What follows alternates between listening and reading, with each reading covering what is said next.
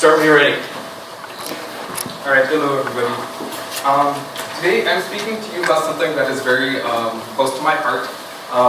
It's primarily my testimonies, where a lot of this is coming from. So I just appreciate you just listening compassionately, and you don't need to feel sorry for me because I have lots of friends. So I was going to start by reading something that I wrote a few weeks ago, and it's kind of like a kind of poetry-ish, but it's just me writing. And so if you want to follow along, I'm going to read through this and then get into the rest of it. So I called this Not Easily Undone. So when I was a little kid back in first grade, I remember trying to fit in. I did silly things. I wore a belt. I traded hot wheels. I just wanted to feel like I was one of them, a part of them. I remember in second grade being rejected by my class. They condemned me.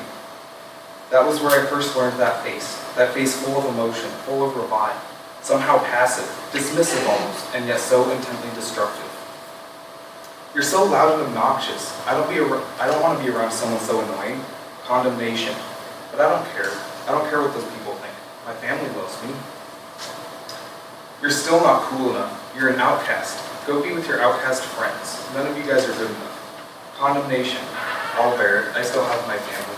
I have my outcast friends. Why don't you try harder? You're just being lazy.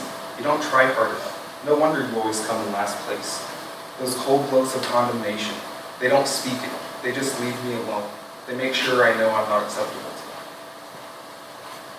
them. Everyone around me has friends. Why am I left alone? It must be because I'm annoying. I'm not good enough. I mess up. I'm not social enough. We want to be your friends. We think you have something to offer. We won't condemn you. Condemnation. I cannot believe you. I know that my family loves me. I know that God accepts me for who I am. But you guys, no one else ever accepts me. How can I trust those I have never trusted? How can I trust those who have always thrown me down? Nehemiah, I want to be your friend. You're a wonderful roommate. I appreciate you so much. Compassion. I believe you, I think. But what has been drilled into me is not so easily undone. I still feel like I'm a burden to you. I feel this rejection. And you, who I want to trust, I can't bring myself to trust. Because I think you just feel sorry for me. I know it must be more than that. I know it's more than that. But I can't convince myself. What has been done cannot so easily be undone. And so,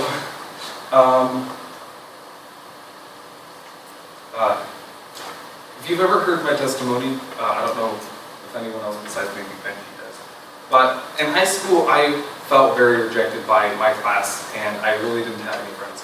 And I became very depressed, and even with my very close family, I was doubting whether I really had any value as a person.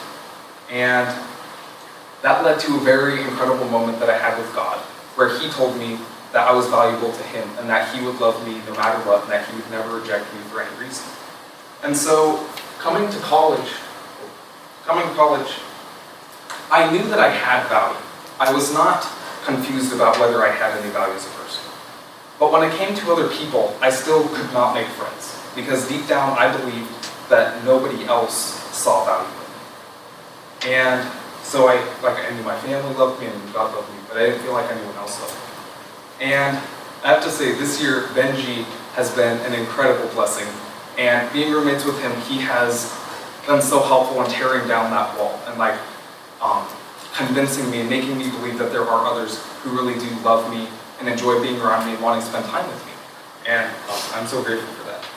And so, what I really want to speak about is how much it breaks my heart that I see there's so many other people who have stories like mine, who are rejected by everyone else, who don't have friends, or who have their group of friends that I kind of refer to even in my writing as like the outcast group. It's like they have friends, they have each other, but they still feel that they're the group of outcasts, the ones that nobody else wanted to be friends with.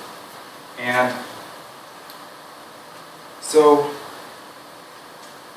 they oftentimes, I've talked to tons of people here at JVU and other places, and I've met so many people who, even while they believe that there aren't other people that love them, they don't even know that God loves them, and they don't even necessarily have a very close family who loves them.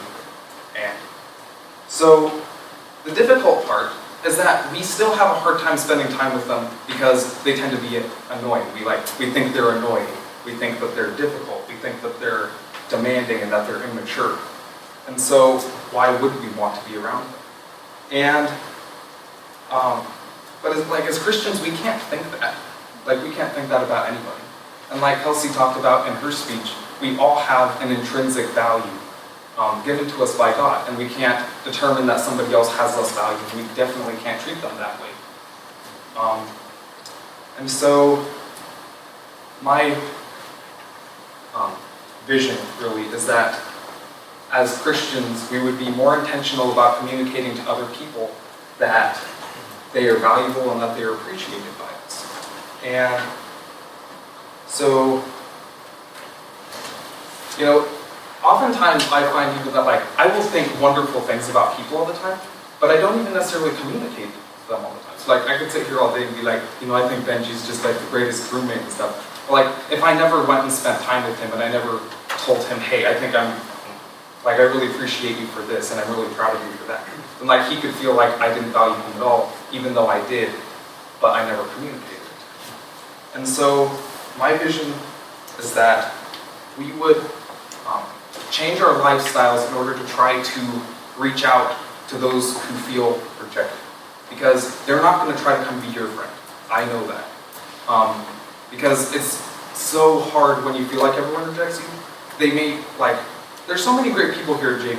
And last year, as I was trying to become friends with people and stuff, I would go hang out with people and they wouldn't necessarily treat me in any negative ways. But if they weren't super intentional about showing to me that they cared about me or enjoyed having me around and stuff, all it did was it made me feel even more rejected, and then I wouldn't even want to go spend time with them anymore, and I would just go isolate myself. And so, we all have an identity problem. And it's not just me or the Outcasts, but it's we all have this problem where we want to be known and we want to know that we're valued. And so I would just encourage everyone to look for ways to encourage each other constantly, and that we would definitely be looking for ways to reach out and be friends to those who others may not be.